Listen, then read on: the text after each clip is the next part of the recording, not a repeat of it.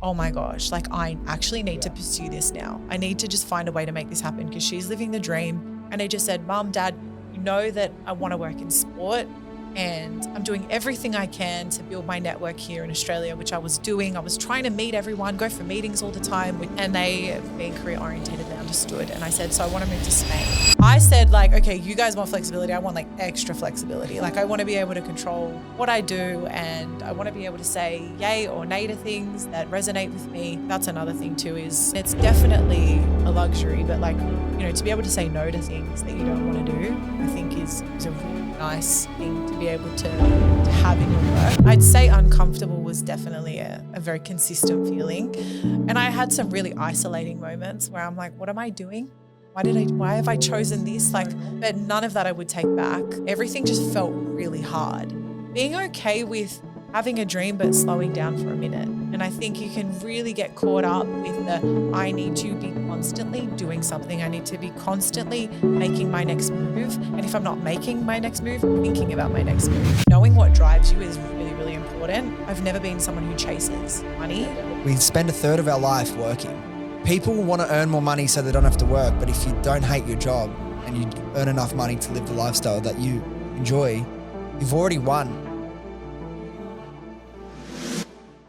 All right, guys, welcome back to another episode. This was a great episode. We had so much fun in this conversation. We had Kat Haddad in the podcast, someone who has completely flipped the script, left the 9-to-5 behind and step by step, brick by brick, built her dream career. She's taken a lot of risks, invested in herself, put herself in uncomfortable situations, and she has amazing value and perspectives that she shares in this episode. So can't wait for you guys to hear about how she's been able to create her dream life. Before we get into the podcast, can I ask for a few favors? If you're watching on YouTube, can you please like this video and hit subscribe to the channel if you haven't already? It really helps the channel grow. And for anyone listening on Apple Podcast or Spotify, if you could keep leaving 5-star reviews, I'd really, really appreciate it. Super grateful to everyone liking and subscribing across all the platforms. Super appreciative of you. Let's get into the podcast. All right, we're back with another episode. We have Kat Haddad in the house. Hello, You've been quite a requested episode. As we were talking before, we've done a lot of like the sort of local like NRL media, and you're one of the names we haven't done yet. So you've definitely been requested a few times. And Now I'm gassed. yeah, I know. So you got big shoes to fill. Everyone that's come in has done really well. And I think like thinking about my audience and why I wanted to have you on, like a lot of the people we have on are e-com brands because naturally that's where I'm from, but it's not an e-com podcast. People know that's not even just a business podcast. The podcast for me is about hearing stories and perspectives and learnings from people that have decided they have a dream or a goal and they've gone against, rejected the standard 9-to-5. You've tried that and realized that isn't for you. And having a business or a product-based business or an agency or whatever isn't necessarily the right move for everyone, but creating a dream career around a passion that you're so into, like what you've done, Guru, Timmy, all the people we've spoken about before, I think is super relatable to so many people. And I think it's like we live in a time where it's never been more like accessible to start a channel, to start a podcast, to start a Patreon, to do all of those things. And whether it starts as a side hustle and grows into your full-time thing, you're living proof that you get to, create your dream life. So I'm really keen to hear your whole journey around that. For those that don't know, Kat, she's a sports presenter and podcaster that works across Optus Sport, SBS, BeIN Sport, and of course the Rugby League Guru podcast. I'm sure a lot of you will come here from that podcast. I see a lot of people that listen to my podcast all the time that started listening from Gurus. She's also the face of the South Sydney Rabbitohs classic sportswear jersey launch. So congrats on that too. Thank you. So yeah, let's jump in. Tell me where this dream of yours started. Was it in school, after school? When did you realize that a life in sport was something that you were so passionate about? Oh, when I realized I wasn't going to make it as an athlete. Okay, so you wanted to be an athlete originally? Or? I grew up extremely sporty, played everything, especially football, soccer. I have to say both. So let's start the naming parameters from now and we can stick to it. I'm happy to go either way. We can go footy when it's NRL. And football is soccer. Football when it's soccer. Okay, so it's just it'll sit better. It'll feel better. I think with you too. You're a football fan. I know, yeah. I've become very much, I feel like I've got to dumb myself down to say soccer. You know what I mean? But like, I feel that. It reminds me of being in primary school when I say soccer. Yeah. But to be fair, when I started playing, I called it soccer. So I was 8 years old and it was in the time before female teams existed. So I think I have this really niche experience of playing both with boys and with girls in those competitive environments because I turned 30 in September. Mhm. So when I was 8, like we're talking early 2000s, girls teams didn't exist. Even for football? Even for football, As in below soccer, the age right? of Just like- below the age of 12. Really? So it was kind of like once you start hitting puberty, they're like, okay, Separate. we can't be doing this anymore. So the only way to play was to join a boys team. So I think early on, I threw myself into those very like masculine environments. And so I loved my sport. I loved my football. I loved being competitive. And I always knew that I wanted a career that had something to do with sport. Initially, actually, I had a more general media career. So I studied media and communications. I majored in broadcast. So I knew I was going to go that direction, but I ended up working at Nova, the radio station, and doing more sales stuff. Mhm. So that's a message to anyone out there. Like sometimes you just need a foot in the door. Yeah. And for me, that's what that was. But I knew my future wasn't in selling media. It was just a way to kind of get into the ecosystem. And then I did that for a couple of years. Like I landed that straight out of uni, which was great. And sales is great to do for anything at the start of the career because absolutely. it toughens you up quick. You got to get used to rejection. You got to get used Yeah. to, selling is something we're always doing at all times, whether you realize it or not. Yeah, you sound like my dad.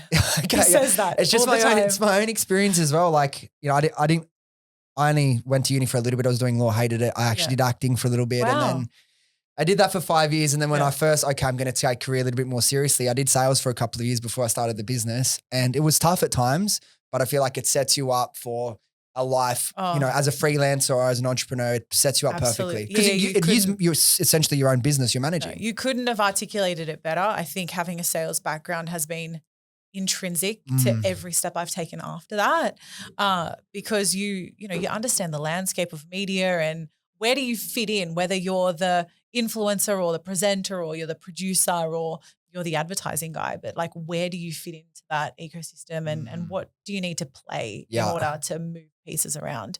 So I'd done that for a couple of years. And then this is kind of when I went, okay, I need to find a way to make this sports dream come true.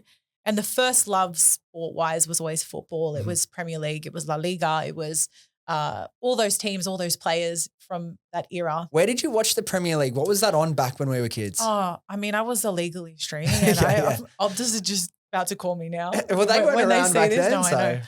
I was illegally streaming Yeah. most of the international or European football that I was watching.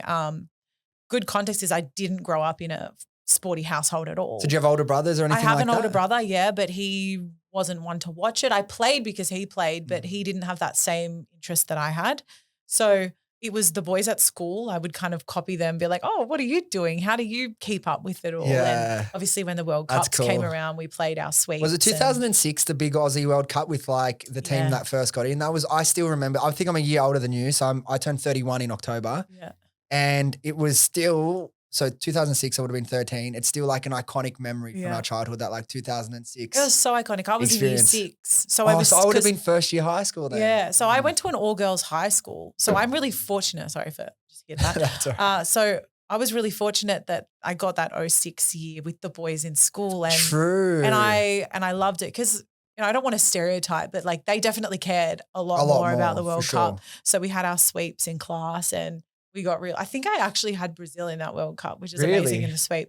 But no, it was just that was brilliant. But it was that passion for football that kind of reemerged in 2017, 18. And then I'm like, well, what can I do and how can I go make a career for What got myself? you back into it 2018? I think I just started watching it again. Like Yeah. I'd kind of fallen out of it.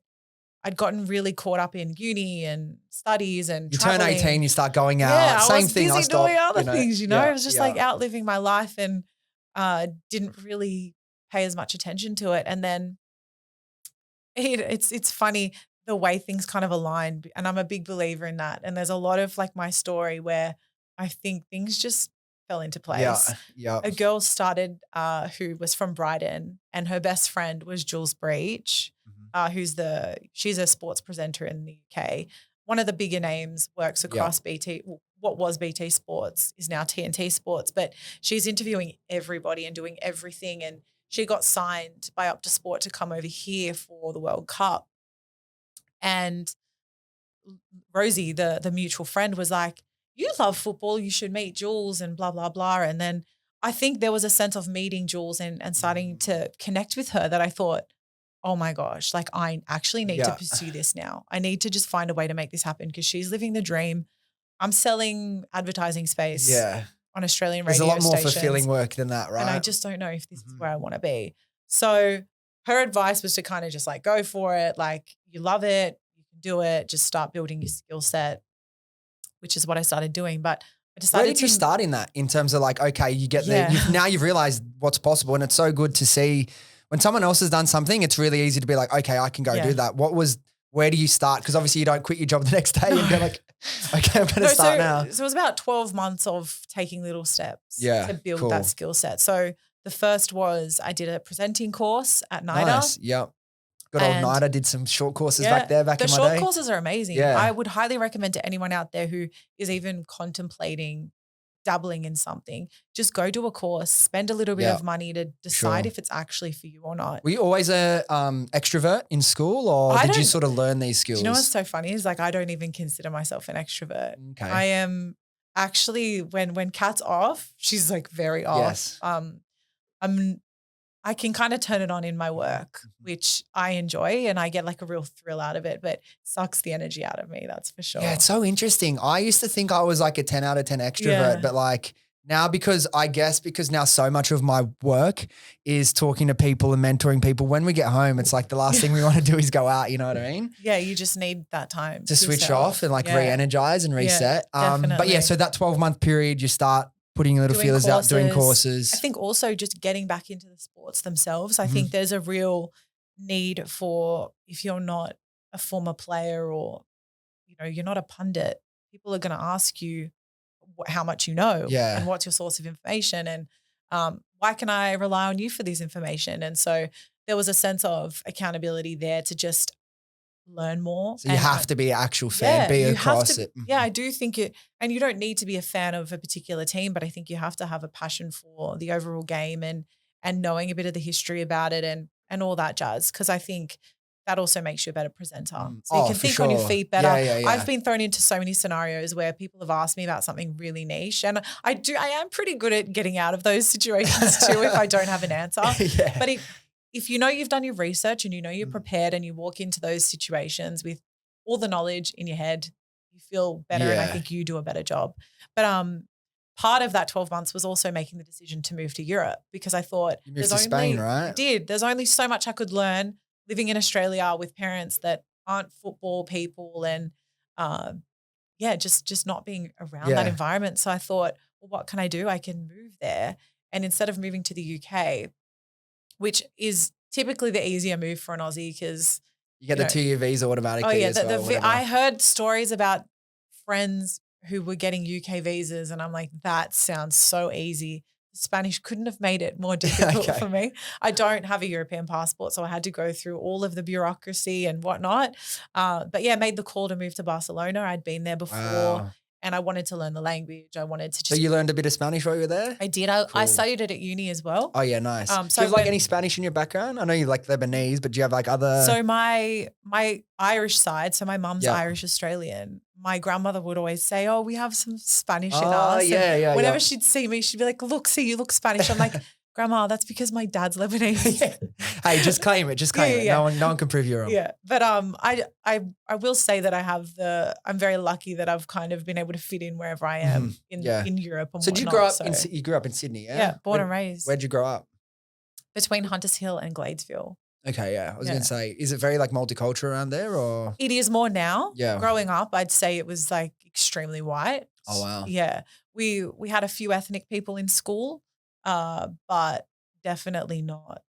So I had the opposite. I grew up in like Southwest, which is like Liverpool area sort of. I went to a school called Casula High. Yeah. And it was like, all my friends are like different European backgrounds or Assyrian, cool. Macedonian. So like it's really, really cool to get that experience. Really cool.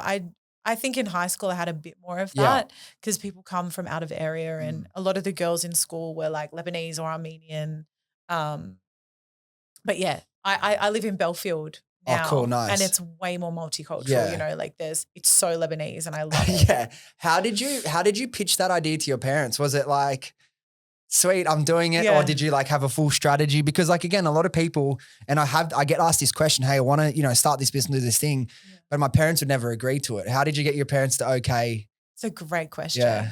I think first of all was coming to terms with it myself. So and this is advice to people with ethnic parents. Now, I will preface it with don't have traditional ethnic parents. Like my parents are real go-getters, and my mum and dad, they're both very career orientated, education orientated. They've always been like that. And so, and also the fact that they're from different backgrounds as well. So they're very open-minded in that sense. But obviously, if I'm pitching to move to another country and I'm their only daughter, it's going to be an interesting conversation. So I really laid my cards on the table one night. I came in and I actually got emotional. And I think it's because I had all this pent up anxiety about the conversation. And I just said, Mom, Dad, you know that I want to work in sport and I'm doing everything I can to build my network here in Australia, which I was doing. I was trying to meet everyone, go for meetings all the time, which, is another thing that I would recommend to people. But there was only so much of that I could do. And they, being career orientated, they understood. And I said, so I want to move to Spain. And they go, well, we kind of saw this coming. Wow. So when I was 12, I grew up with this obsession with Fernando Torres and Rafael Nadal. I have followed Rafael Nadal's career up until, recently, right? Where he's just retired.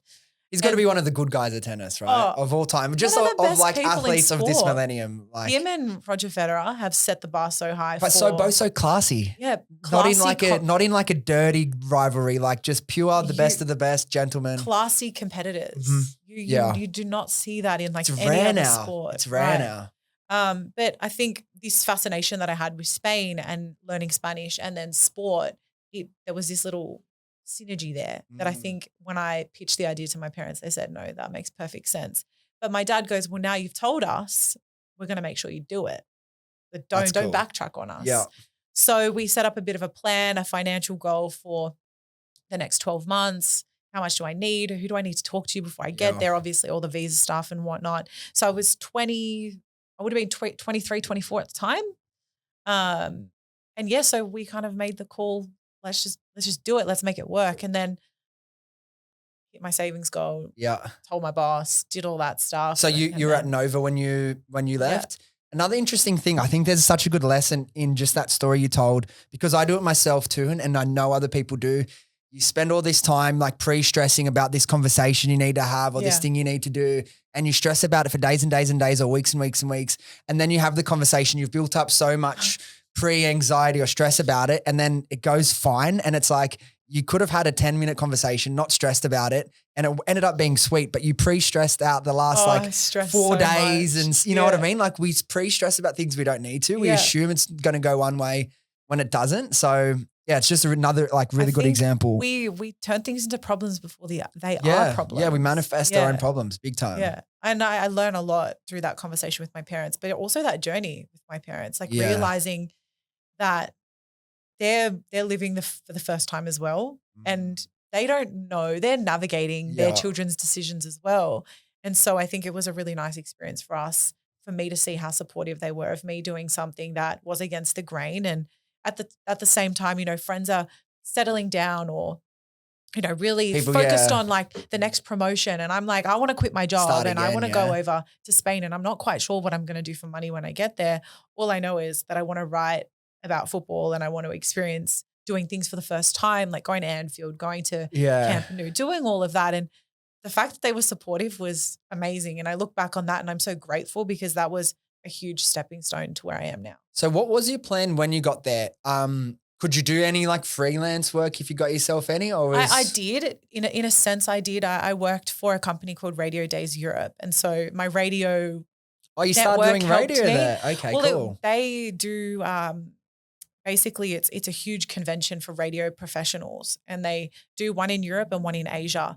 And the woman that runs it needed someone who could do all of her marketing and whatnot. Cool. And I could do it all from home, and it was EDMs and really simple stuff, especially as a native English speaker. Yeah. I had no issue doing stuff like that. So I did that for about 20 hours a week. And then the other hours of the week, I was out experiencing things. I was meeting people. I was trying to do whatever I could in the football media space and meet people and in that space.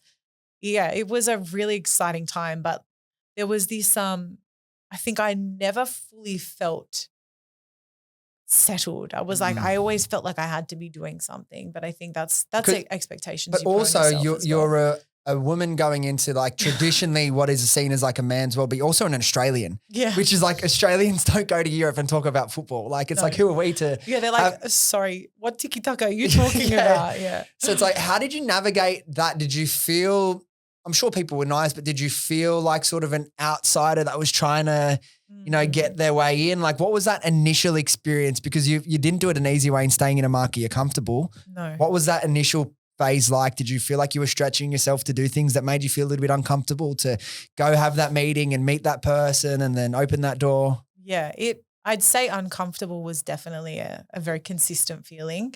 And I had some really isolating moments where I'm like, what am I doing? Why have I chosen this? It's so normal. Yeah, but none of that I would take back. I think the beautiful thing out of all of it was, you know, that when I did meet people, they weren't critical, they were impressed.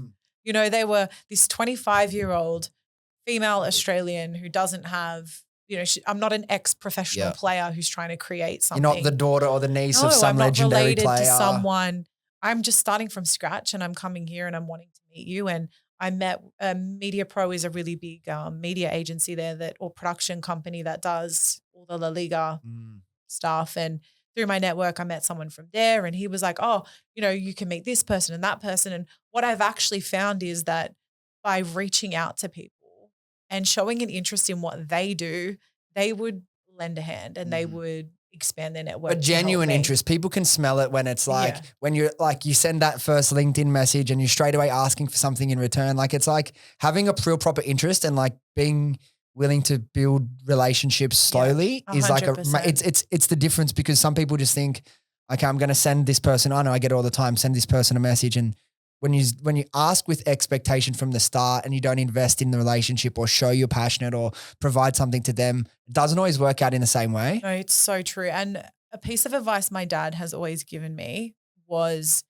to expand to focus on expanding your network as if, and you would know about this, it's his brand, it's your personal brand, and the need to have a great reputation, but you're not meeting people just to maintain a reputation. No, exactly. You want to expand your network so that you can learn from other people and how did they get where they are and what are they doing? And so I did that in Spain. I still do that now. I have a goal to meet someone new every week in the professional space, not because I want a job from them, but because I want to learn from them. Of course. There might be an opportunity I know that would be great for that person. It's also just what a life, like we get to curate our lives. If you don't have some sort of, you know, plan or strategy or KPIs for yourself, and, you know, we're not robots. You don't, like, if you miss a week and you're not going to be, oh, Kat, I didn't meet someone new, but it's like, so if you've got a plan for somewhere you want to go, you need to put these things in place to ensure you get there, right? Yeah, exactly. So I did a lot of that in Spain. And so I met some really cool people, and I think that gave me a sense of, you know what, if I can do this here, I can do it in Australia. Yeah. You know,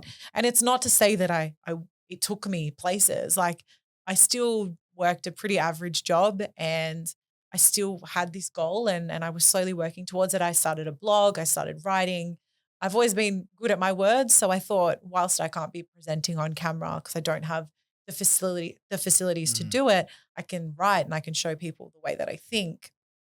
So I started doing that, and like that gave me a creative outlet. So I think having a creative outlet too was really critical for me at the time. How much in Spain, obviously you spoke a bit of Spanish, is it like English is commonly used? I hear it's like not as super used in Spain, right? It's professionally, I think the majority of people, especially in a football, for example, where it's a global sport. Game. It's the global game. It's the world game. Is that the SBS tagline, I think? it is. It's pretty critical to be able to speak English. And I found that was, if anything, it was a benefit of being there. Everyone I would meet would say, oh, they would snatch you up so quickly. If you're like, if you improve your Spanish, they'll grab you because they need native English speakers, because that's something that's quite hard to find. I want to ask you, you mentioned, a couple times while you're over there, you're questioning, why am I doing this? It gets even more uncomfortable than the whole experience has been.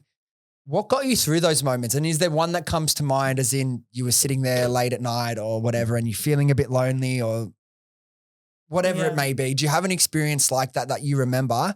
And then what did you do to get through that? Because it would have been real easy to jump on the next plane back to Sydney. Just a quick one from me. If you've been listening to the podcast for a while, you'd know that after scaling Happy Skin Co. to over $10 million per year, I spent close to 18 months creating the Viral Brand Builder program, which teaches someone with zero experience how to launch and scale their very own e-commerce brand. With over 100 training videos and direct access to me, including one-on-one calls, you'll be guided throughout the entire process. Now, we already have a bunch of incredible results from students that are making multiple 5 and 6 figures per month. So if you want to learn how to build a business that has the potential to completely change your life, then click the link in the description and book in an application call today. Spots are limited as you'll be speaking directly to me. So hopefully I'll chat to some of you soon. But until then, let's get back to the podcast. Yeah, I have numerous experiences like that. There was some that are more fleeting. I'm just in bed. I'm like, oh, another day of doing this all on my own. And then you get over that. But there was one time in particular where money was really, really tight. And I ended up having to get a Christmas pub job, which I'm just I'm not made for working in hospitality. And I have so much admiration for people who do it, but I was desperate for cash. Yeah. And I didn't want to do the dad, come, please help me. I wanted to be able to do it myself. And so there were days where I was trying to pursue this dream that I had. And then I'm working at some terrible shift at a pub, surrounded by drunk tourists, because it's right in the middle of tourist Barcelona, which isn't the part that I enjoyed being in. Being bossed around by people who just know that I'm not going to last very long. And that felt a bit like an uppercut of sorts. And so I would walk home, which I didn't tell my parents at the time. I should not have been walking Barcelona streets at night, 4 a.m. But cash is tight. I didn't want to get a cab or whatever. There were just moments like that where everything just felt really hard. And for me, my faith is really, really, really important to me. And I think, if you do have that relationship with a God of some kind that you can fall back on, I think those are the moments where you find yourself speaking to him the most and trying to understand why you are where you are right now. But also at the end of the day, my family is the rock in my life, and knowing that they were backing everything that I was doing. My dad, saw everything I was going through, and my cousin lived in New York, and as my Christmas present, they booked me flights to go see her. That's cool. And that for me was the best emotional reset ever. Sometimes it is as simple as going, what's something that, forget the dream for just 5 minutes. What's something that makes me happy and will give me my energy back? For me, it's family. Yeah. So to go over to New York to spend time with my cousin was everything that I needed to go back to Barcelona and restart that journey again. So I think, it comes in different shapes and forms for all different people. For me personally, it was kind of seeking that feeling of purpose from God. But more than anything, it was also spending that time with my family and resetting. And I think being okay with having a dream but slowing down for a minute. And I think you can really get caught up with I need to be constantly doing something. I need to be constantly making my next move. And if I'm not making my next move, thinking about my next move. We put so much pressure on ourselves to be productive and be progressing every single day, but it's not the way humans are wired. We need those periods, and it's actually really productive to, take a couple of weeks off when you're feeling burnt out and go see friends and family. Because if you don't, we hear the David Goggins of the world, and he's awesome and I love him, but it's just every day, you just do it. Doesn't matter how you feel. That works for some people at some times, but we are human beings at the end of the day. And I think another thing that's really cool, because, a lot of people listening to this podcast now are chasing some form of a dream, and it's never really easy going after a dream, particularly if you're the first in your family or the first in your friendship group to sort of chase after this new goal, right? There's no okay, so this is what I did, and then I did this. You kind of got to figure it all out as you go. And I'm sure those moments were tough. You're walking home, I'd imagine even if I was in your shoes, some tears in my eyes at times. And while it did suck at the time, if I was to ask you now, like, would you go back and change any of those tough times? What would you say? No, absolutely not. Because I truly believe everything happens for a reason, and every challenge that you meet is met because it's going to teach you a lesson that will help you in whatever next step you take. So no, I wouldn't change it. Like, do I want to re-experience it? Probably not. But in one way or another, I have re-experienced it in different contexts. Like, I've had those feelings again. And the financial things, like those feelings never go away when you're a freelancer. Like, there's no certainty in anything that I'm doing. And I've experienced the highs of tournament worlds where you've got 40 days straight of work. And then I've also experienced a 2-month period where it's really quiet and you're thinking, when's my next paycheck? So it's not all sunshine and rainbows. And I think you need those experiences to go, okay, next time I'm feeling like that, I know how to combat that. I know what I need to kind of get my equilibrium back to feel like myself. And I can't reiterate more what you said around just stopping sometimes and taking a break and just, you can hold on to the dream, but you're allowed to just pause it and take a deep breath. 100%. And like those moments, those tough moments are truly character defining. And like you said, you've gone through those things again, but because you have the benefit of going through it before, you get through it quicker. You have the perspective to shake it off quicker. You're like, wait a minute, I've been feeling off for a few days. Instead of letting this spiral for weeks and months on end, you realize, hey, I'm going to take a week off, recharge and reset and come back at it. And then that way you're back feeling fresh, ready to go and charge it. You're the goal again. Whether if you didn't have that perspective and you're just trying to constantly push through, you actually can sometimes be doing more damage than you are good. You're doing a disservice to yourself, to the people around you, to the quality of your work. I think last week I literally took a few days off. I was emotionally unwell and then I was physically unwell. And I think that was just my body saying you need to slow down. If you're emotionally unwell and like just mentally drained and you don't stop and take a break very quickly, often your body will give you a physical unwell to stop you in your tracks. Well, that was me. You didn't listen. That was me. Yeah.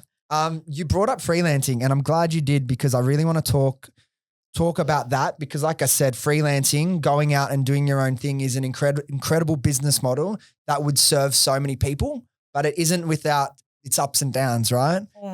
No. I would definitely rather freelance than go to a stable 9 to 5. That's just me. Yeah. I'm 100% with you on that. But what is it like living the life of a freelance? And maybe you could share some of the pros and cons involved with it and just share your perspective on the of course. the whole thing. I mean, I made the decision to go freelance I've missed a big chunk, but essentially I moved back from Spain because of COVID. So the trip was cut short. So I wasn't there as long as I wanted to be. How long did you end up being there? So I was there for just under 12 months. Okay, so still a year pretty much. I did a bit of travel and stuff. Yeah. So I was only in Spain itself for about 8 months. How long were you planning?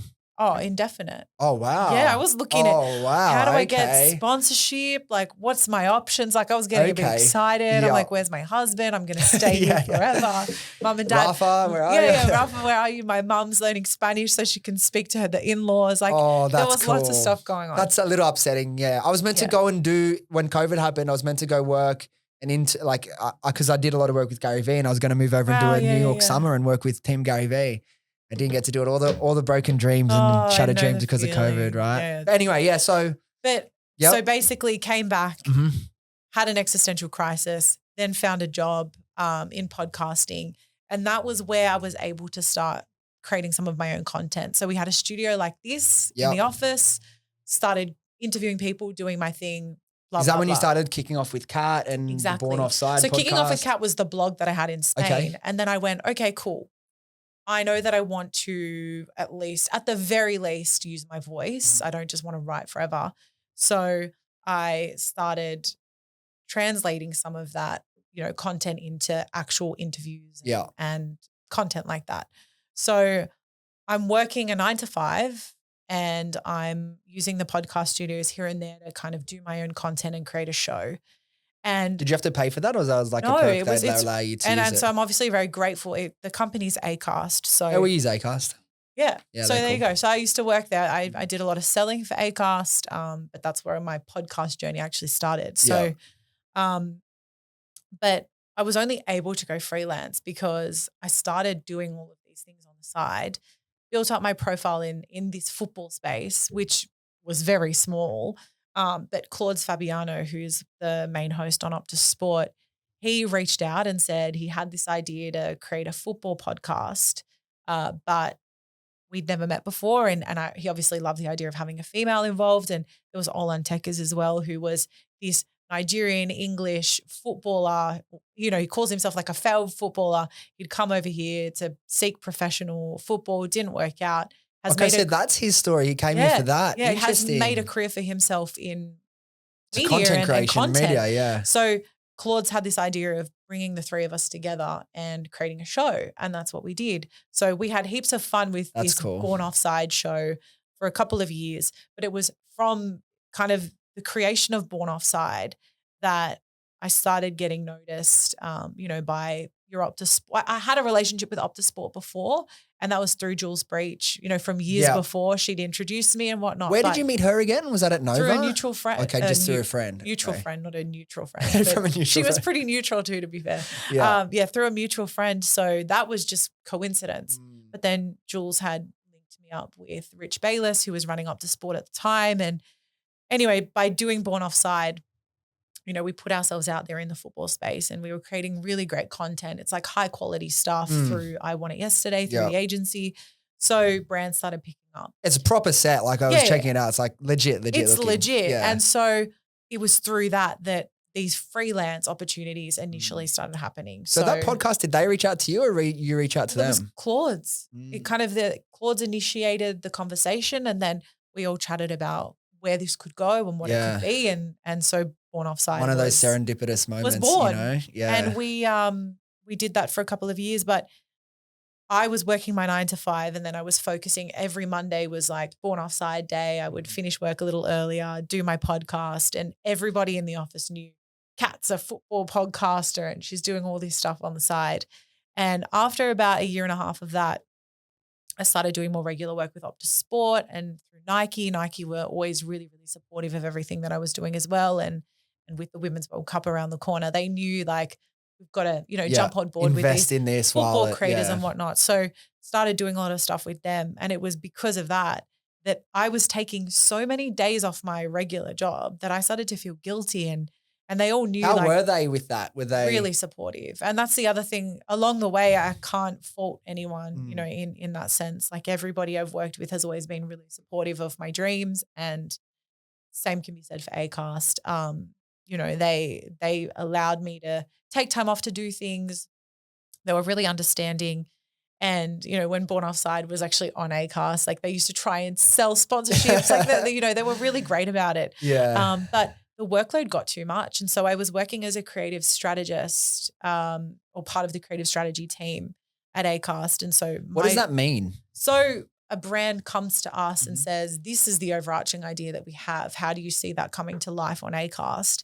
And we would essentially match them with the right creators, but then also create like a campaign. Yeah.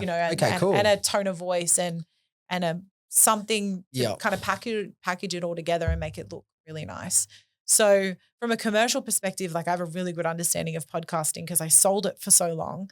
But I was like, I want to be the podcast that's being sold, and I really want to focus on that part of my life. But great skill set and knowledge base to have, because you can, like, I'm sure you would have taken that into what you're doing with Guru and any other podcast you work in. Well. Yeah, he told me that. So it's a full circle. Yeah, so you met Guru as like when you were at Acast. I was selling him. Oh, wow. Yeah, so I don't want to I'm going to overload the listener by like going from one thing to another so quickly. But we'll jump around. It was basically that. So in the work that I was doing, so say like a sports bet came to us, we would go, okay, cool. They really want to harness, NRL fans and focus on the footy season. Mm-hmm. So obviously Rugby League Guru is going to be a major component of that campaign. And so we would creatively intertwine all of the podcasters and then my job would be to brief the podcasters in and say, this is what we've sold, this is how much you're making, but then creatively, this is what we want you to do. So Nathan and I, shock, his name's Nathan, if you didn't know that, guys. Sometimes I've used his government name and I'm like, I'm so sorry. Do you call him Nathan? I call him Nathan. I don't see him enough. I don't even like say people's names, but it would feel, I obviously know his name's Nathan, but it would feel so weird for me to call him Nathan. That's so funny. No, I definitely call him Nathan. I've called him Guru in conversation before, and that's weird. Yeah. That's even weirder to call someone. I think Guru. I would just be, hey, bro. I'm a very big, as I said, I grew up with like, you know, everything around me. Bro is what I call most people. I'm like, hey, buddy. No, not my Hey, vibe. Nath. But I used to call him up and, you know, brief him in on different campaigns and then we'd have a chat about footy and, you know, like he just got to know me and I got to know him. And then when the time came that all of this freelance work was coming in and I made the call once again, it was a tough conversation with my parents, mum and dad. I know I'm making money now, but I think I'm going to stop doing that and just like see if I can, you know, just hustle my way through life now. And they were like, okay, cool. Like no shock to them. Yeah. That I would make a decision like that. Are you a little bit of a black sheep in your family, or are they all sort of their own, like you said, everyone's career driven? Black sheep in the sense that I'd say that like my brother's extremely driven in the finance world, but like finance safe sort of career, like, much better at money than I am, you know, professionally and personally. Yeah, but you get to talk about sport all day. Yeah, I love what I do. I absolutely love what I do, and for me, it's money is not a driver. And I think that's the other thing is like knowing what drives you is really, really important. And I've never been someone who chases money. Have you identified what it is, the main thing that drives you? Not feeling like work. Yeah, which is crazy. That's the biggest one. Yeah, no, it's not crazy. I agree with you because it's like we live a minimum. We spend a third of our life working. Yeah.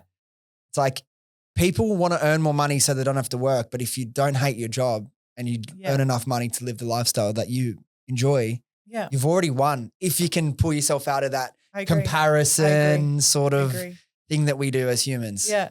So not feeling like work is a huge driver for me. And it always has been. And also flexibility. I think that's something that especially this, you know, emerging generation of people, we value flexibility so much more because we've experienced it. Like if COVID did anything for us, it showed that in the need for flexibility, it is possible.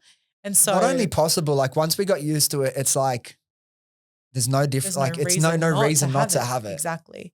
So I said like, okay, you guys want flexibility. I want like extra flexibility. Like I want to be able to control what I do. And I want to be able to say yay or nay to things that resonate with me. I think that's another thing too is, you know, and it's definitely a luxury, but like, you know, to be able to say no to things that you don't want to do, I think is a really nice thing to be able to have in your work. And it's also a skill to know when to say no, because I'm sure before you start knowing when to say no, you've said yes to a couple of things that you should have said no to. I've said yes. But I think at the start of freelancing, it is saying yes. You got to do to everything. Just pretty much everything. Same. Yeah. 100%. But like, so back to that is I essentially had enough work coming in and decided to make the choice to go freelance. And then I told my boss, they were really supportive once again. And I gave my 4 weeks notice, tied everything up. And then I think it was October 14. How did you feel that day when you gave the notice or when you finished your final day of the 4 weeks notice? What? I timed it so well because I had so much work on. Okay, so you didn't even have time. So I went straight to New Zealand with Optus Sport and I was covering the Women's World Cup draw from Auckland. So I was there for a week. And then shortly after I had like another Nike kind of campaign. Like there was lots of stuff going on. Plus I had Born Offside for the entirety of that period as well. So for me, it proved that it was the right time. I was overloaded with things to do. And then before you know it, it's Christmas, New Year, and then you're back into it. So, you know, I picked the timing really well in the sense that I didn't want to go freelance and then just be like twiddling my thumbs. Like I was freelance because I had mad shit to do and it felt right.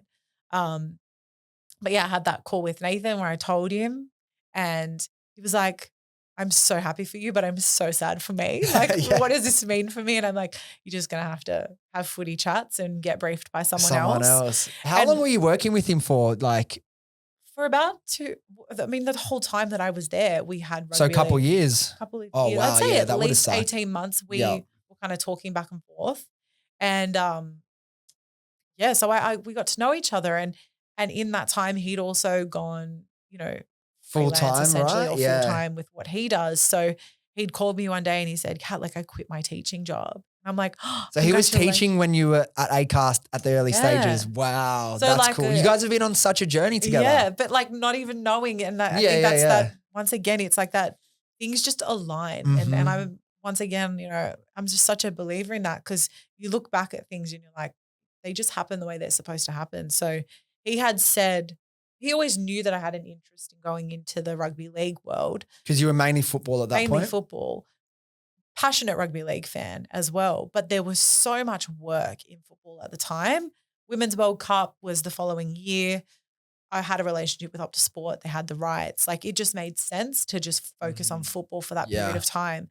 And then it just so happened that after the Women's World Cup and after all that work with Optus Sport, naturally things die down. And that's just the nature of tournament work is like it feels like a lot and then all of a sudden you wake up and you're like, who has the rights for A-League? Is that also Paramount? Well, it's Channel 10 and Paramount. Okay, so like they kind of share the rights there. But I just went, you know what, Women's World Cup done, amazing experience, followed the Matildas around. I did. What was your highlight of that whole experience? It sucked. We were in London while the World Cup was here, which it was cool to see it over there because the whole country is football mad. And we were in a pub, it was at 10 in the morning. Joe was there too because he was also there. He was visiting his family who you met before. And we were there was probably 6 or 7 Aussies at the front of this pub and then the rest were all the Brits. And I think, did we go ahead early or we leveled or something in that game before we ended up getting knocked out? We obviously lost the game again. Obviously, we had the game against France beforehand, so we came in with all the excitement and then we lost that game. But it was just a cool experience, even for me to not be in the country to experience it. So for you to be there, to interview the players, what stood out from that whole experience? I mean, I had the most unique experience, I think. Was it a dream come true? It was a dream come true in the sense that, especially when I reflect on the experience that I had, I'm like, that was not only to just be working at the time, but just the insight that I had. And so essentially we were part of this Optus Sport crew. It was me, Mark Schwarzer, just saying that. Just stop there. Yeah. Just stop there. Absolute legend. Yeah. One of the best people I've met in the football space. He has time for everybody. He's a wealth of knowledge. He's awesome. Amy Chapman, who's doing heaps in the broadcast space now, post Women's World Cup, which is amazing to see. And then we had our production crew as well. But basically our job was to follow the journey of the Matildas. So you've got the Matildas, so cool. Their media team, you've got their whole crew. There's 30 something of them. But then we were this Optus Sport crew who had the rights to everything. So we followed their whole journey. Got access. That meant every training we were there at Queen. We were based in Brisbane. We went to every training, every press conference. We went to every game. But then what was really cool is one day the executive producer for the broadcast coverage, we were at Suncorp Stadium. I can't even remember who we were playing. It's such a blur. And that's the one thing is these things tend to all just kind of blur in your mind. Yeah, that's the sad part, right? But Gio comes up to me and he's like, Kat, how do you feel about doing the interviews tonight? Because we're kind of, they were short a person. So they have someone to do this. And, Mark Schwarzer does the live interview as soon as the game's over. And so he needs to be there so that who can be in the third media room to get access to the girls for those interviews. They were like, we'll get Kat to do it. She'd love to do it. Yes, she would love to do it. And I was absolutely, astounded that A, they'd asked me to do it, but that B, this is a real opportunity to step up and do something different. Yeah. Were you nervous when you got the… Extremely. For sure. So basically the way that it goes is, and just for context, prior to that, my job was really social based. Mm-hmm. So we had opportunities to chat with the girls and do fun TikTok videos and Instagrams and all that jazz. But in terms of actual broadcast and live broadcast, it was way more limited. So when Gio asked me to do that, I was like, when people say you'll get your moment, I was like, this is my moment. I was so excited. So basically the way it works is during the game, you request the players that you want. So it's kind of a no-brainer that you're going to get whoever the goal scorers are, but then you can pick, up to 7 or something players. So by doing that, their head of media knows, okay, Optus Sport want to talk talk to these players. We'll try and get them through on their way to the change rooms. So they've kind of walked through, they've done their celebrations, blah, blah, blah. And then they walk through and you try and catch them on the media wall and chat with them. If I feel like that's such a hard job because it's like you're dealing with so many variables, like their like emotional state. It's like fast paced as well, because it's like, so essentially when there's about 15 minutes to go for the game, you go down and you just sit in this media room and you wait for the game to finish. So you've a lot of penalties where I could have been in the stadium. You're actually down there waiting because you don't know how long it's going to take. Yeah. But that was the best experience, I'd say. In terms of the challenge, I was nervous as shit, which is, you need that. That's growth. And I was so, I felt like I was really pushed into the deep end, but like in the best way possible, because I was so excited to do it. But I learned so much and they got me to do it at 3 or 4 games, which was amazing. I thought it would just be one. And then they were like, oh, you can do it the next game. Then the next game. Nice. And then obviously as teams started to fall out, like teams, all the Optus Sport people are looking for jobs to do. So like before you know it, there's like plenty of people to be doing it. Yeah. So just while it was there and it was an opportunity I could take. What was your favorite post-match interview from those that you Steph did? Catley. Oh yeah, we worked with her with Happy Skin Co. Actually, she's a legend. I am the biggest Steph Catley fan. Yeah. Because of her professionalism, her enthusiasm, how well she that was ironic. Saying it on that word as well. That was really ironic. I didn't articulate that very well, but she's so articulate. And I think when you do so many interviews and you meet so many of them in those high pressure environments, because it's high pressure for them, but it's also high pressure for you. When they actually give you something, it's so refreshing. And you can feel the difference, right? When they're being truly like open and giving and some that are just like, I just got to do this. I'll give you 2 seconds. Yeah. So Steph really, and she stepped up as captain when Sam Kerr wasn't able to play. And so Steph was a delight to talk to. She always gave something and I always felt like I was doing a better job because she was giving me something. Yeah. And, it's not Sam Kerr's job to make me look good, but it is a hell of a lot harder to get like energy out of her. So when someone like Steph was available to talk to, I would love that. But I think that was also the other thing is like you learn these things about these players by doing these jobs. And I didn't walk into that experience expecting to love working with Steph Catley. But now if anything was to ever pop up where it was like, oh, you get to work with Steph, I'd run for it because I'm like, that's amazing. I'd love to work with her again. But I'd say that experience was the best part of what I did. What do you learn from, because I'm sure like in doing everything you've done, there would have been some, tougher interviews or uncomfortable interviews. What do you learn off the back of, it's those experiences as someone that's relatively new in like live broadcasting with these star athletes? Because it could be really easy to like just like let it internally like rattle your own confidence. But you see the best of the best have interviews with players that just aren't keen, and what can you do? It's such a good question because I'm such a perfectionist and I set the bar so high for myself and I expect myself to do things the way that the people that I look up to do things because I know how it can be done. I agree. But you also then realize when you're in the hot seat, they are where they are for a reason. It takes a lot of time and skill. But I think I learned, and you said it, like there's some interviews where they didn't go the way that I wanted them to go and I didn't get the energy that I wanted from that person. And it's less so being critical to myself, but understanding that there's so many variables in that scenario and you can't control how that person responds. You can only control how you navigate it. And I know I'm going to navigate it the best that I can in that moment. And that's the one thing about myself is, and I'll always back myself to just get things done and to do them the best that I can in the moment. And like you said, there's so many variables in those hot seat environments and everybody's running around and all the girls want to do is go to the change rooms and go home, especially after a loss. Yeah. But you have to have those difficult conversations and you learn a lot about yourself as well and how you navigate those. But ultimately you just learn to trust yourself. Do you have anyone that's been a mentor or any peers that have helped given you advice that have been doing that for longer, that have been like, look, that's, these things happen. You can't, because I'm the same thing. I'm a perfectionist. I'd want every interview to be amazing. And then it's like, you can only deal with what you're given. Yeah. I know for me, it'd be really easy for me to get knocked around by, and then you start thinking it's your fault when it's not. Has anyone, helped guide you in that, or is it something that you've really just had to figure out sort of in your own way? Yeah.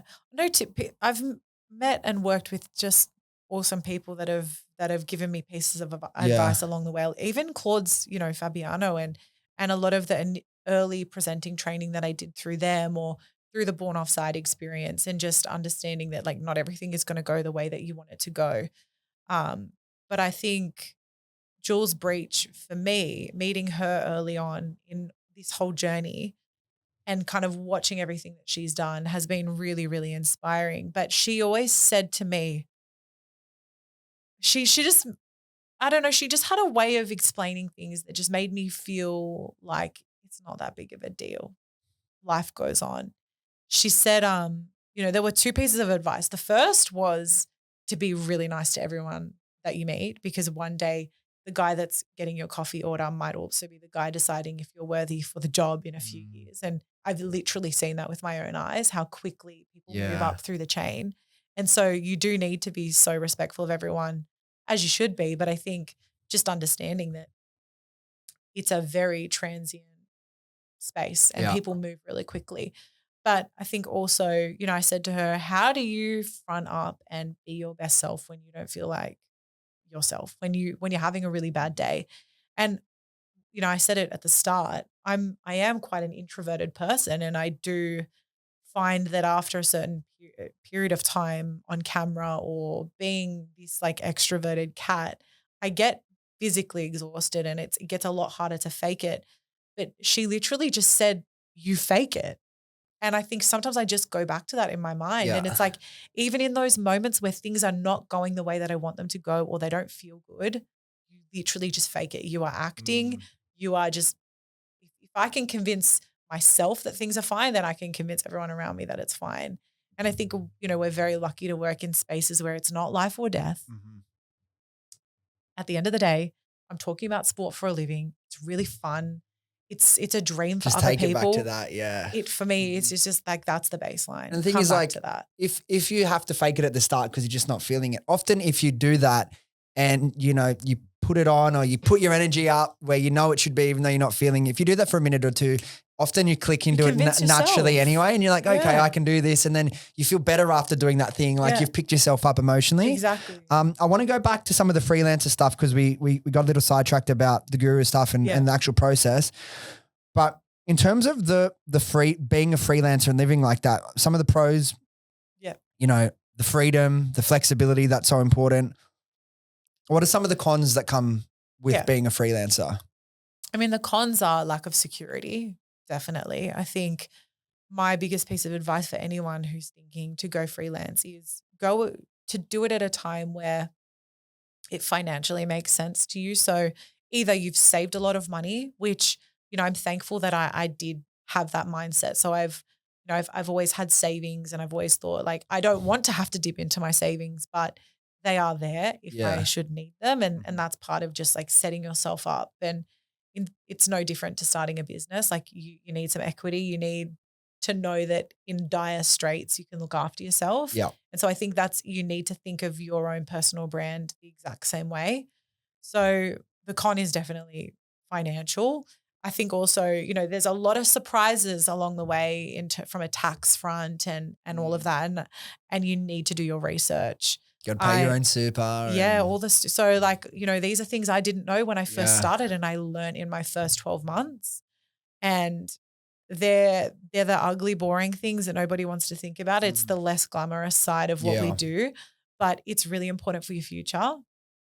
And I have a tax agent who helps me with all that stuff, but you need to look after yourself and you need to make sure that you're set up. So the biggest con is just how much work it goes into setting it up. But then once it's set up, I think once you've done your research, you're sweet. But it does take time to do all of that. And you mentioned a bunch of things surprised you. Is there anything that you learned, and maybe it's just those,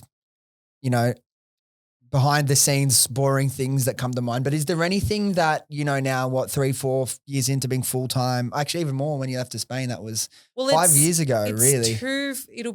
It's 18 months freelance. Since you've fully left ACAST right? Yeah. What's something you know now that would have been really helpful to know earlier, like at the beginning? What a question. It's a really good question.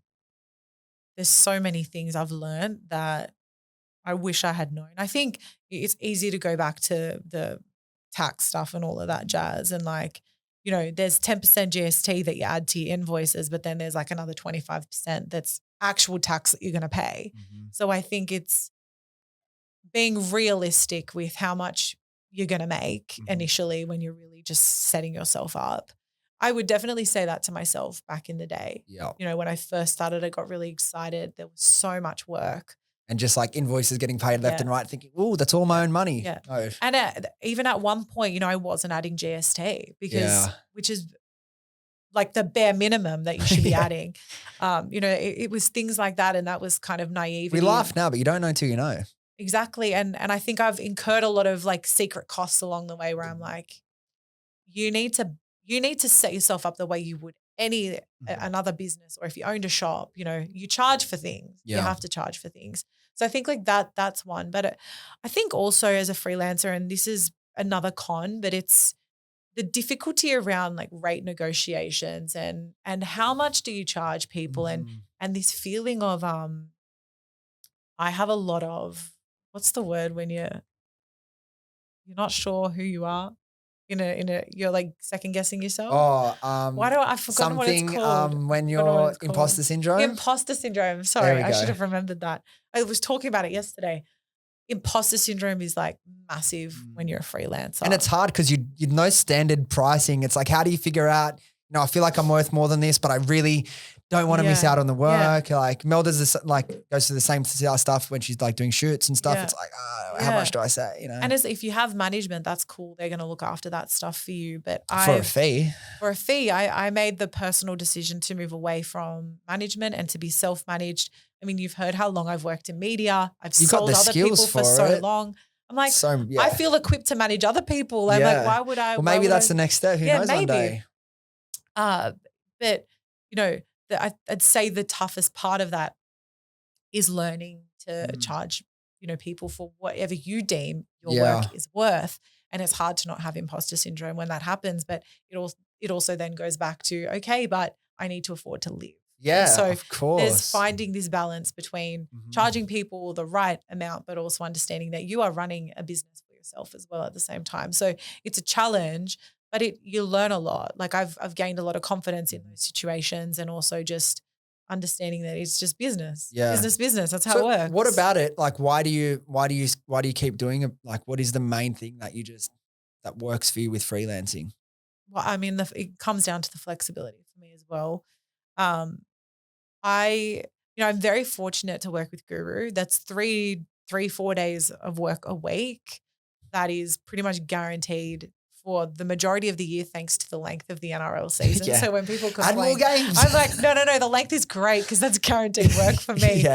But I think another piece of advice for any freelancer is you need to have something constant because that is going to pay your bills. Yeah. And then what you do above and beyond that, is your creative, it's your goal chasing type stuff. I've, for a long time that was Optus Sport. I was earning enough with that, but they've got a lot of full timers in house. So I was really fortunate that the Guru stuff came along, and that's my baseline kind of income, and that keeps me going. And then everything that I do on top of that is like added bonus. But I think you really need to be realistic around, like, when you say flexibility, it's like flexibility, but within the, you're still going to have responsibilities, right? Exactly. So how did the Guru thing come back around? Well, Nath had always said, let's reconnect. I'm, focusing on Guru now. You're kind of doing your presenting and your freelance stuff. He's like, I'm sure one day it'll all align. And it actually didn't take too long. No, it took about 12 months. So I was just thrown into the female football world for such a long time. But then when things started to die down, I went, you know what, 2024, that's going to be my rugby league year. I'm going to finally get out there and kind of show people that I know. Okay. Yeah, like I know my shit. I want to talk about it. I want to work in that space. I don't see anyone like me in the space. across broadcast, content, any of that. Yep. So I was like, there's a real opportunity there. So I think one of us reached out to each other first, but essentially Nathan had gotten a studio space and he's like, Kat, I actually really need someone on board now. And if you're open to it, I'd love to have you come in as like a co-host / producer and do this stuff with me. It's like, I know you want to build your profile in this space. I need a producer. I'm like, well, this is sounding pretty good to me. Yeah. So we had one informal interview in the form of a coffee where he was like, well, if you're keen, I'm keen. Yeah. It's the best way to do business. That's how we started working together. So, and then it kind of evolved. So like the Rook was. You became very much an on-air character. Yeah. Right, And I mean, like I obviously wanted that. Like I love the camera side of things. I really enjoy being on camera and I really enjoy putting myself out there and being part of the content. I also do a lot of the editing and whatnot for Nathan, but like that's because he's got his brand to maintain as well. So coming up with the Rook was quite funny because it was, I think at some point early on in our discussions with Beers and Break-Evens, the boys had said like, what if we take our time introducing you and like, and we almost get people to start guessing who you are. And it was so funny because within a couple of weeks, I was getting some DMs here and there going, you're not the Rook, are you? And I'm like. So this is before you like did any face reveals or on any of the stuff? So I kind of did a little bit of preseason training of my own with Nathan and Timmy. We did a few kind of things, but majority of it was obviously with Nathan. Yeah. But we did some content and whatnot. I practiced my editing, like just getting an understanding of how he. Had you been doing much of the hands-on editing in the past? A little bit. I mean, so I did it for myself when I was podcasting. So, but super basic stuff. But we don't do anything. Doesn't need to be crazy. We don't do anything super complicated. I think it's just about getting it right for the viewer or the listener and just making sure that we're hitting the mark for them. But from a production perspective, it's very lightweight. So we got in a bit of a rhythm in preseason. He's like, yeah, let's see this as your preseason training and then we'll evolve. Preseason boot camp, eh? Pretty much. And then the early Beers and Break-Evens episodes was like, we've got a Rook, he or she is kind of learning the ropes and then we'll reveal her when the season kicks off. And that's essentially what happened. But it was. And you're coming back, I imagine, for season 2? Oh, yeah. Next year? And I'm still the Rook. Still the Rook? Okay, but, so I feel like can't the drop name's that going to tag, stick, like. It's just such a good name and, I feel like if you finish above Timmy or Guru in Supercoach 1 year, then you potentially have the option to drop that. I'll be so honest with you. The Rook suits me. Yeah, I like because it. It fits. This is only my second season. Yep. Like I'd still be a bit of a rookie if I was playing rugby league. So we'll just, give it time. And in terms of like the big thing that changed when you started working with Guru as well was like his Patreon launch, right? Yeah. Were you involved in that, getting that set up?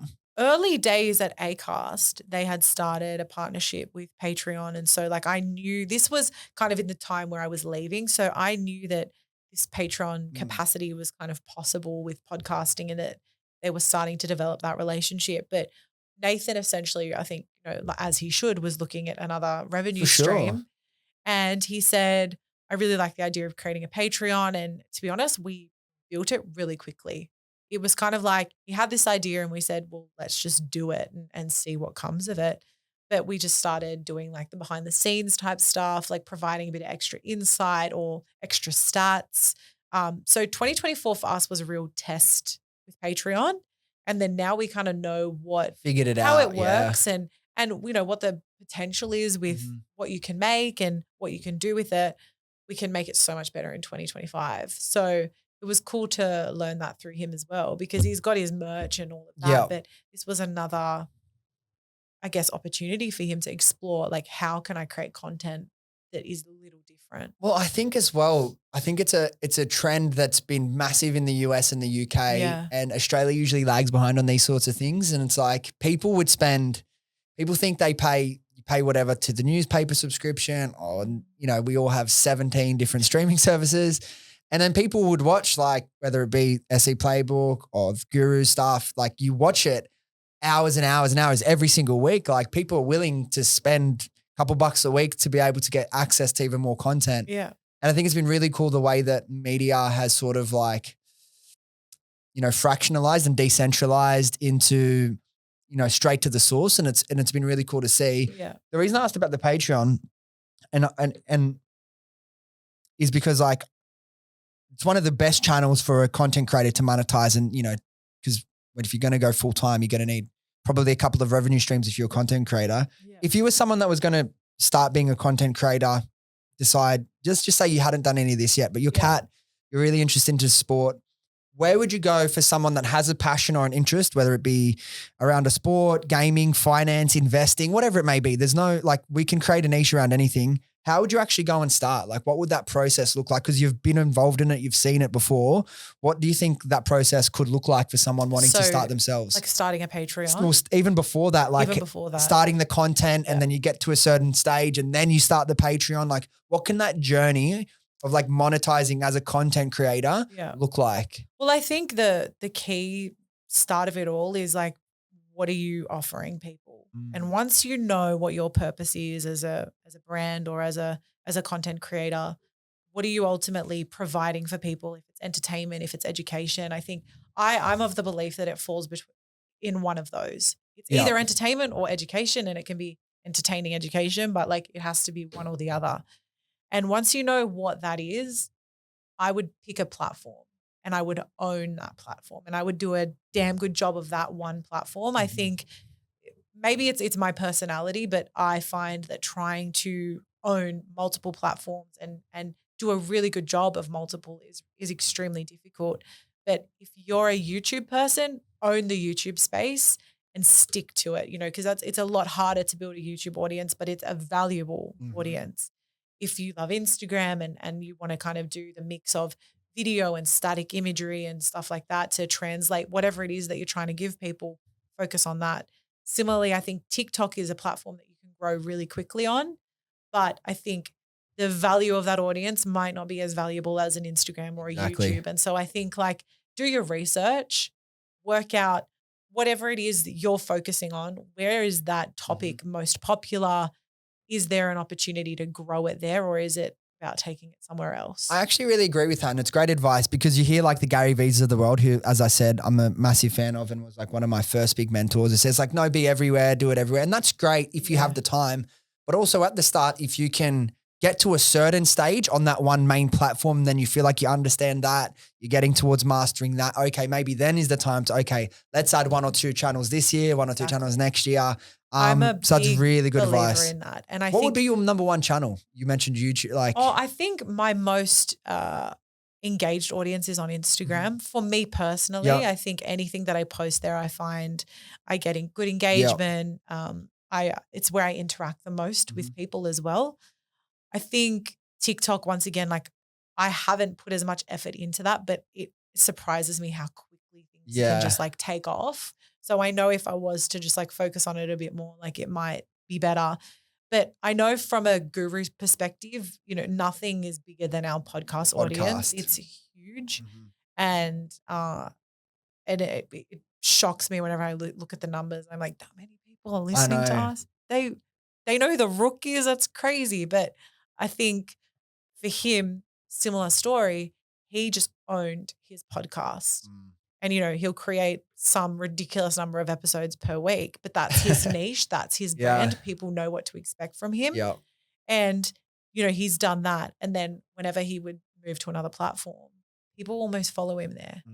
So I think if you can really like own, so for me, for example, the goal is to just keep doing what I'm doing, posting on Instagram. I make sure it's like good quality stuff. So when the season kicks off again, like I only collab on content that I'm like, no, my people will like this and, build that audience. And then if I do decide to make the move to another platform, I'll take my audience with me. But I think just owning that one platform and really understanding your audience, the algorithm, what serves you the best, and just like building that audience. Yeah, I think that's really good advice because, it can be great to want to go and do everything and be everywhere all at once for every person.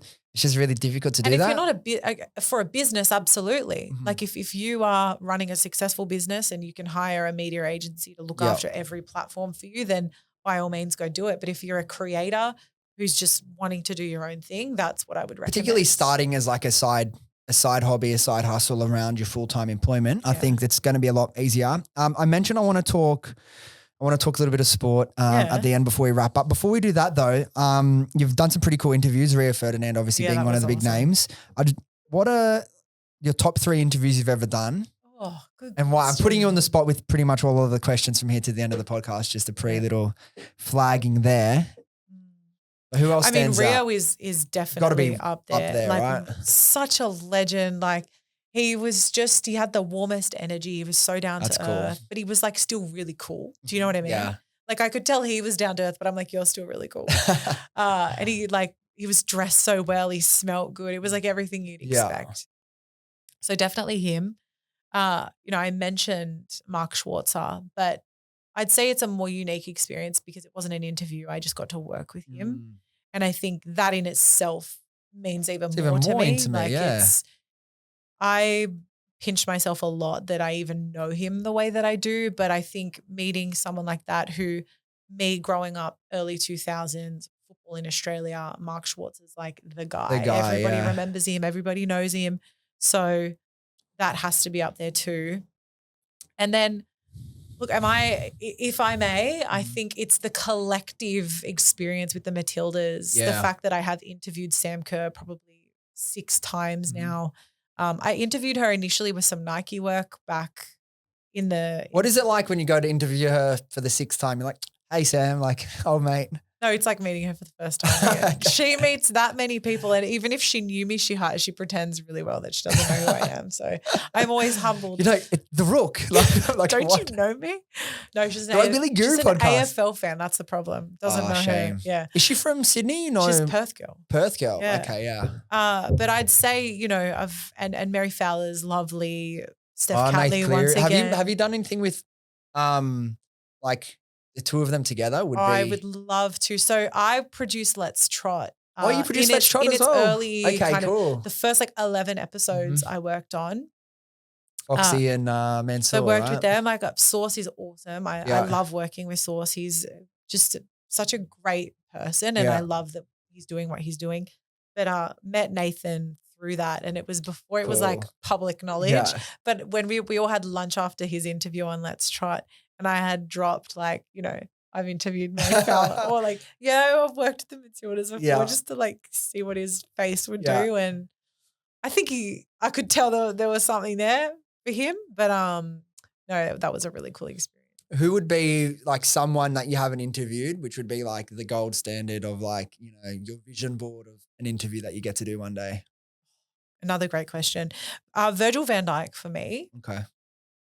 Not only he's my favorite player. He's the captain of Liverpool. He's the best defender.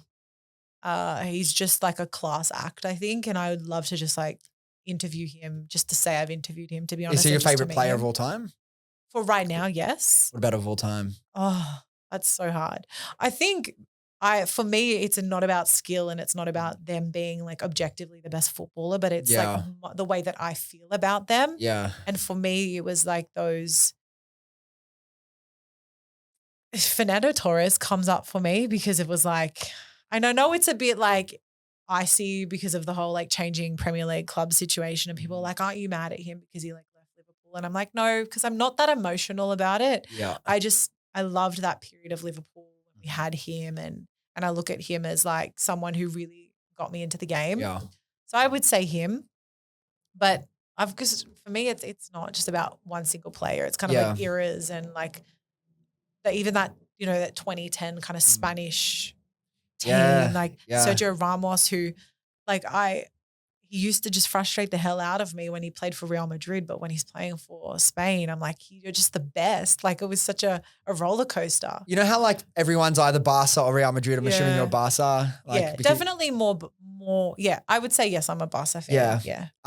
So with football, a lot of debate around who's the GOAT. I don't care about technically, objectively. Who's your GOAT? My GOAT is. This is so hard. I will address the Messi Cristiano Ronaldo thing just for a second. I always used to say that Messi in terms of skill is the GOAT, right? Like he does things that are like not human. Whereas Ronaldo for me is like the pinnacle of like where hard work can take you. And yes, there's natural ability there, don't get me wrong. But he is like the epitome of when you train at the rate that he does and you do what he does, this is what you can achieve. But also the fact that he had done it for so many different teams and in so many different leagues. That was for a long time where I said, maybe for me, Ronaldo just edges it. Yeah. But then the fact that Messi then, left Barca and was able to kind of like dominate in other places, I thought, okay, my argument no longer stands. So for me, it's like, it's similar to the Roger Federer, Rafael Nadal situation. It's like one player is going to resonate with you more. You might think that Roger and Messi are similar in the sense that they have this like classy, it looks easy thing with them. Whereas like maybe Ronaldo and Rafa make it look a little harder, but they're so skillful. You can't appreciate one without the other. You think Rafa's in the debate for GOAT of tennis? I personally would have him not in the debate. You wouldn't even have him in the debate. Well, I think Federer and Djokovic are clearly better than him. Obviously, Clay, he owns it. And in terms of like being a gentleman, he's right up there. I think statistically, I mean, like obviously for Djokovic and Federer, like it's on paper. Yeah. But I think culturally what the Rafa Roger thing has done for the game and for sport is huge. Yeah, no, and we mentioned it earlier. It was like they've set the bar for what like a competitive relationship can look like and the respect that you can have. And I know and Messi and Ronaldo kind of have that, but not in the same sense. Not in a different way. Yeah, they can sit next to each other at the Ballon d'Or celebration. And play chess. Remember that photo? Where like, was it for Louis Vuitton or something? It was so cool. But you're not going to see them, the way that Roger Federer wrote like a letter to Rafael Nadal when he retired. Like you're never going to see that in another kind of sport. 100%. And we spoke about this very briefly before we started recording. You're a Liverpool fan, massive Liverpool fan. I think you're sitting 11 points clear up the top. How you feel? Can you start to get excited? Doesn't look like there's a strong number 2 going to stop you guys this year. I think it's okay to have a healthy level of excitement, which is more so like we lost a coach we'd had for a long time and there was a lot of uncertainty when that happens. But Slot has quite literally slotted in just perfectly. And I'd like to think it's to do with Klopp's legacy too, that he surely. That he left a great side. It's not like he left them in shambles. Like he left a great side there with a great leader. But Arne Slot has come in. He's made changes to that he could obviously see needed to be made, but he's done all the right things. And I think for sure get excited, but like I'm so not Delulu when it comes to sport. I know things can change very quickly. A few injuries, and things could change, but we're definitely looking great. Were you confident when you signed Arne Slot that he was going to be the right man? So like from an Optus Sport perspective, his name had come up a number of times. I used to host the Optus Sport Daily, which was like the kind of 3-4 headlines of football news every morning. And his name had come up here and there in early conversations with like who could be the predecessor. He was linked to Tottenham as well. We got close and then he changed his mind right at the end. But I kind of was indifferent about it in the sense I didn't think he was going to be bad or anything, but I didn't really have an opinion. I was just like, I know this name. He comes up a lot in contention for different coaching positions. So I trust that. He won the league. Not was it the 2 years before he won the league, and then he came second the year. Yeah. So like in his own right, he's done great things. So I think the Dutch league is sort of like exciting to recruit from because it's like it's this like really like exciting style of play, and it's like a lot of upside. If it really works, it'll work. But you never fully. It's not like a top lead where you can really say they've come from like La Liga or the Serie A, then you sort of. But even then, like you there's don't still know. no guarantee. And I think that's like the coaching is one of the hardest jobs. It's got to be one of the hardest jobs because the pressure is all on you and especially starting with a new club, you've come in, you've got a club like Liverpool. I know, with like millions of fans and they're worth so much money and success is so important. It's part of their DNA. To live up to that would be so difficult. For sure. Let's go a little rapid fire to finish off. Get a few things in. I think, I don't think there'll be many people that don't have you as the clear favourites. But who do you think's the biggest threat to come back against you guys this season? I'll say it straight up. You can't count out City. Well, they're like 3 points behind Arsenal anyway. But like they've lost, what is it now? Seven games in a row. Yeah. Is that, speaking of DNA, not usually part of their DNA. I think they're breaking the wrong kinds of records right now. But I would never rule them out because of what their lineup is, and if they just switch it on, which we know they can do. I think Arsenal too have been in contention for a few seasons now. I'm a big fan of Arteta. Yeah, I'm like one of those weird Liverpool fans that can talk positively about other teams. It's crazy. But Arsenal's probably the one. That's your biggest rival. So for me, I like Arteta. I really like his approach to the game. I like that it was built around. All good? Yeah. I like that it was built around youth and who do we have? It's been an exciting project. What talent do we have and what can we do with them? Yeah. But I think I like what they're doing, and I think it's a matter of time before they win something. What do you think about Ange at Tottenham? Like he's like very positive coverage, and then a couple things go wrong. Is he the man for the job? What do you think? Well, I think that is just sport in general. First of all, I think that is that's why I deem it one of the most difficult jobs, because you have one bad day at work and people are questioning whether or not you should even be there in the first place. We all have bad days at work. But there's just a lot more on the line for these guys. But I think he's great. I love that we have an Australian at that level. I do think he's a good fit for Tottenham. And I mean, it shows in the table at the moment. Like they've been able to maintain this kind of level for quite some time now. I also like that, I've got a friend traveling to London who she's like a casual football fan, but she's so keen to get to a Tottenham game because of Ange. Such a good experience. And I love that he's put some spirit back into the Premier League for Aussies. Like they feel a bit more connected to it, which I think is nice, because there's this, I think for any hardcore Premier League fan from Australia, you're always questioned like, why? Why do you care so much? You're not English. This weird, and that. Yeah. But when you've got someone like Ange Postecoglou representing Australia, you feel a little bit more connected to the game. Do you think it'll do anything to shatter like the so-called glass ceilings for Australians in world football if Ange can win a trophy with Tottenham? I'd hope so. Yeah. I think it would do things for Tottenham as well. If they were to win a trophy, that would be amazing. I don't get so sorry. Well, we almost had one until you guys had to ruin that for us. Sorry about that. But like people like, we lose, and I get the inconsistencies not been there, but like if you look at the performances, sometimes we play absolutely brilliant football. And as much as it pains me to say, we're Tottenham, like we're not winning leagues or competing for the league every year in, year out. Give us some time, because the performances on our day, like is we smashed City 4-0, we beat Villa 4-1, like the performances are there. Yes, we need to find consistency.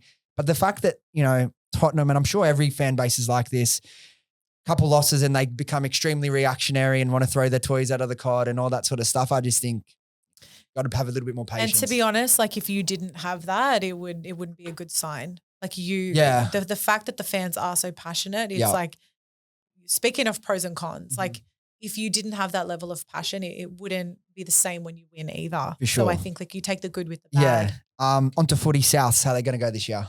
We got Wayne. You got Wayne back. We're winning. I saw a predicted ladder that had Souths at 17th. Huh? I was like, there's no way Wayne. What do you mean? There's no way that will ever happen. Wayne will not top allow 8, it. top 4. What do you think? Realistically, like, I think we could scrape into the top 4. Okay.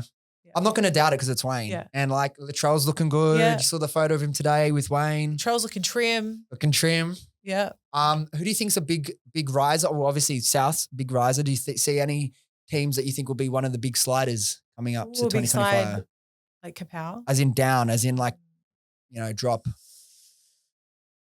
That's a really good question, because there's so many changes to the roster this season in 2025. I look at like Para, for example. Like I initially thought maybe them, but then they've gone and signed like Fox. Yeah. They've lost Gutho.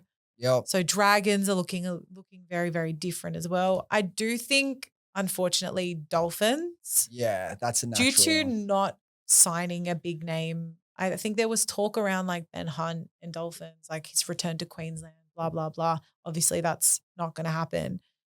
I think Dolphins could slide. Well, traditionally, Wayne Bennett, when he leaves the club. Yeah, they slide. They knew he was leaving, so you'd think they were going to set things up in a way to be more sustainable. And Wolf he's been the next man up for a long time. Right? And they've obviously, I think Wayne was kind of sharing his love between Souths and Dolphins for a large part of the last part of the season. Yeah. So I don't know, but I think they're probably ones that I feel haven't really made any big moves in the off season. So I would say them, but I think, you know, the biggest question for me, and I know they're your side, is Dogs and whether or not they can make finals again. Mm-hmm. I think you can underestimate, and this is something Guru talks about a lot, but there's kind of this trend of teams that have been at the bottom for quite some time making finals, but then not realizing how much it takes out of them. Yeah. So they struggled to do that a second year in a row. I really like the Dogs. They are my second team, and I'm very open about that. It's the Lebanese connection. I know, we hear the drums. They're like calling me. I live next to Belmore. What do you expect? How good is Winston? I love Winston. Winston's so good. I love on the drums. He gets so amongst it. He's a good lad. He's a good kid. He needs them at his wedding. But I think they're one to watch in terms of what's going to go on. Who knows? I've got to be real. I've had those thoughts too because, you know, we keep being linked to these big names, Ryan Pappenhausen, Ben Hunt, Terrell May, and we keep missing them. And then you think, you know, trust in Gas, trust in Ciro. We're linked to Josiah Pahulu, I think, from the Titans. Pahulu, he's asked for release. Yeah, asked for immediate release. I think he'll be really good for our front row stocks. We've got Satili coming from the Roosters Which played great. I am such a Tupanua fan. Like, I don't think he gets spoken about Just an enough. all-round legend as well. And I think also playing for such a good Roosters successful side. team, winning comms. But he's so consistent. And there's so many plays where I'm watching and it's going so well. And I'm like, that's all Tupanua. Yeah, he's a gun. Yeah. We signed Tom Amone, who was he won 2 years ago. He won like prop of the league in Super League. This year that just went, he won like the player, like the forward of the club. So I think like he's something we needed. Potential. Something we needed. But again, we haven't really got those big names. And I was starting to question, are we going to be one? And then I just watched a little bit of the boys doing some beach runs and saw the boy. I'm like, I saw that. I'm going to back Ciro in here. I reckon he's special. And I don't know about top 4, but I think we'll definitely be top 6. Top 6. I like it. Confident. Who's your grand final this year? I have to say Souths. Okay. I have to say Souths. I'm going to say Souths, and I'm going to say, can I make it interesting? Do it. Doggies. That'd be a really good grand final. I was at the last one. Didn't go too well for me. Sammy Burgess, mate. I know. Far out. So Kat Haddad, the Rook, what are you going to do differently for Supercoach 2025? I know a lot of people are listening all the way to the end just for Kat Supercoach strategy play. Thank you for making it. What are you going to do differently? Did you take any lessons that stood out? I did. I was way too conservative with my trades. I was holding on to those things like they were going to accrue till next season. That was. And then I realized, oh wait, I'm not going to start with like 40 trades if I don't use them next season. So I got to start using them. But I think I underestimated just how much like strategy goes into when you use your trades. So I think aligning that a little bit better. Yeah. I definitely, I'm around Guru and Timmy and I will admit I tune them out at times. Like it's a lot to take it all in. But I think there's a lot of lessons around how they use their trades. And I think I need to mirror that a little bit more next season. But in general, I don't feel like I did too badly. I just think I didn't make crucial enough decisions. Be a bit more aggressive, yeah? So I'm pretty sure I've outranked both of them in the last few years. So if you need any advice, you come to me. What your advice would be to me in my second year? Yeah, I think you're on the right track. Like take some more risks earlier on. Use all your trade boosts early. Like I don't think you need to hold on to them. You don't need trade boosts later in the season. Maybe save one for the sort of like back end of the origin period, but I'd be using at least 4 of them in the first 10, 12 rounds. I think that's what I've done the last couple of years and it works. You see people get early leads and people like, Timmy want to be conservative. You're not really making up the ground on the back end anymore because they have the buys and all the restings. Yeah. You can sort of go aggressive early and then be more conservative at the end and try and hold on. I think that's the better strategy these days, looking at the last few years than playing it cool and trying to come home at the end because we've got so much more trades now than we used to have. So you can go pretty aggressive with them. So yeah, that's my 2 cents. And what's next for everyone who wants to follow along? Where's the best place to find you? Instagram you mentioned. What's your handle on Instagram? At Kat Haddad. Kat Haddad. Yeah. And what's next? What can people expect to see? Obviously another season with the Guru. Another season with the Guru. Well, I mean, I'm doing some really cool things over the next couple of weeks. Jack Newton does like the Celebrity Invitational Golf Day, Oh, which cool. is where his son Clint now looks after it. And I'm going to be working with them, doing some interviews on KO and stuff like that, Nice. which will be really fun. And then hosting the long lunch, which is hosted by his mother, Jackie. Oh, cool. So I'm really looking forward to that. It'll be a great kind of Australian sporting day. Clint's cool. He sent me a couple of really nice messages saying like really good work, giving the players a platform. Great. And he's like really, he's so really across nice guy. the content world. He's really cool. supportive. He's cool. But I'm really looking forward to that because it's obviously going to be a really, really nice event to kind of round out the year. But then I'd say the biggest thing to follow along is the fact that we're going to Vegas. For round you one. going? Yeah, we're I'm going. trying to talk Mel into it, but we've got too much. We're in Japan and Korea late Feb, so it's like it's too much. Tough. But I'm going. They're doing Vegas for like 5 years. I think they've committed. Yeah, maybe the year after. Yeah, 2026. We can go. I'm trying to recruit her. So we'll see. Yeah. I'd love to get there. But yeah, Kat, thank you so much for sharing all that. I know we went a little bit long, but we'd be remiss of me not to chuck in a little 10, 15 minutes of exclusive sport chat at the end. Thank you so much. I think this podcast is going to come out tomorrow, by the way. Oh, amazing. So yeah, really quick turnaround. Quick. So it'll be out really soon. So Kat, thank you so much for giving us your time. I know we talked about this for a little bit. So thank you and good luck with the new season and another year of being a freelancer. All the best. Thank you so much. Thanks, Kat.